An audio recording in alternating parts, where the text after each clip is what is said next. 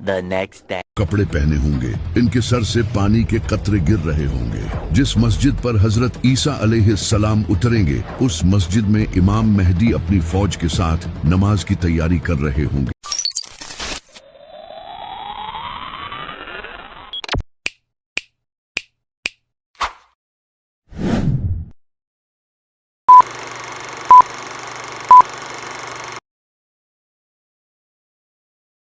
जिसे अल्लाह ने कुरान में अपनी रूह कहा है। हजरत ईसा अलैहिस्सलाम वो दमास्कस की ईस्टर्न साइड पर सफेद मीनार वाली मस्जिद पर दो फरिश्तों के परों पर हाथ रखे हुए उतरेंगे। उन्होंने जाफरान से रंगे हुए दो कपड़े पहने होंगे, इनके सर से पानी के कतरे गिर रहे होंगे। जिस मस्जिद पर हजरत ईसा अलैहिस्सलाम उतरेंगे, उस मस्जिद में इमाम मेहदी अपनी फौज के साथ नमाज की तैयारी कर रहे होंगे। हजरत ईसा अलैहिस्सलाम मस्जिद में एंटर होंगे तो इमाम मेहदी उन्हें जमात करवाने के लिए आगे करेंगे। तो हजरत ईसा अलैहिस्सलाम कहेंगे कि इकामत तुम्हारे लिए हुई है, तुम इस उम्मत के लीडर हो। तो फिर इमाम मेहदी जमात करवाएंगे। नमाज के बाद इमाम मेहदी लीडरशिप हजरत ईसा अलैहिस्सलाम के हवाले कर देंगे। फिर हजरत ईसा अलैहिस्सलाम फौज तैयार करेंगे, क्योंकि दज्जाल के साथ भी बहुत बड़ी फौज होगी। इसके साथ दुनिया की गवर्नमेंट्स, टेक्नोलॉजी, सब कुछ होगा। हजरत ईसा अलैहिस्सलाम मुसलमानों को गाइड करेंगे। इन्हें देखकर मुसलमानों का हौसला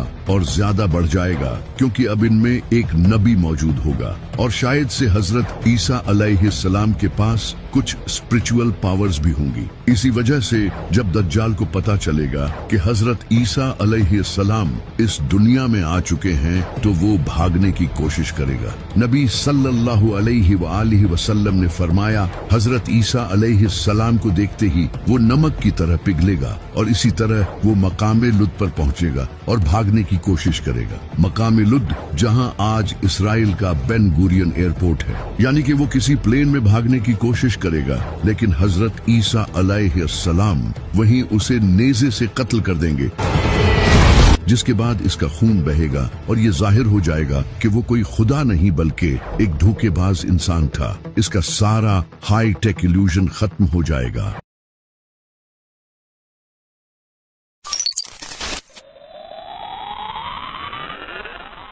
A few moments later.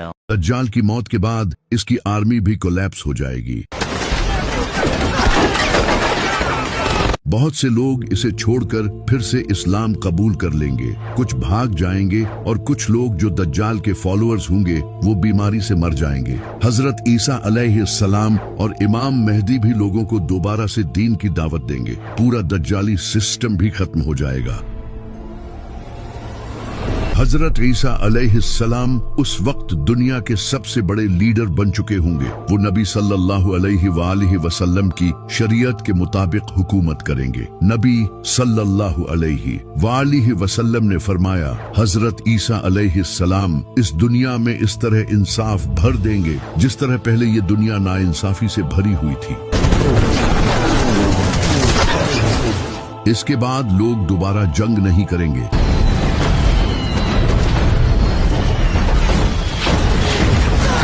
दुनिया के डिफरेंट कंट्रीज और रिलीजन्स के दरमियान नफरत खत्म हो जाएगी, क्योंकि हजरत ईसा अलैहिस्सलाम क्रिश्चियनिटी को भी खत्म कर देंगे और तब सिर्फ इस्लाम ही पूरी दुनिया में होगा, जिसका जिक्र हमें कुरान में भी मिलता है। यहूद व नसारा हजरत ईसा अलैहिस्सलाम को कबूल कर लेंगे और उन्हें फॉलो करेंगे। हजरत ईसा अलैहिस्सलाम सुअर, शराब और दूसरी चीजों को हराम कर देंगे जिन्हें लोगों ने हलाल समझा होगा। इस वक्त हजरत ईसा अलैहिस्सलाम के पास दुनिया भर की दौलत होगी, जो कि वो सारे इंसानों में बांट देंगे। ज़कात लेने वाला कोई नहीं होगा, गुर्बत खत्म हो जाएगी, जमीन फसल उगाना फिर से शुरू करेगी। नबी सल्लल्लाहु अलैहि वसल्लम ने फरमाया, भेड़िया बकरी के साथ रहेगा और बच्चा सांप के साथ खेलेगा, लेकिन वो इसे नुकसान नहीं पहुंचाएंगे। हर तरफ खुशहाली होगी। इमाम मेहदी भी हजरत ईसा अलैहिस्सलाम के साथ होंगे। वो अपने ज़हूर के बाद सिर्फ 7 या 8 साल तक ही इस दुनिया में रहेंगे, लेकिन हजरत ईसा अलैहिस्सलाम के नज़ूल के कुछ ही टाइम बाद इमाम मेहदी की वफात हो जाएगी। हजरत ईसा अलैहिस्सलाम इनका जनाजा पढ़ेंगे और इन्हें मदीना में दफन करेंगे। you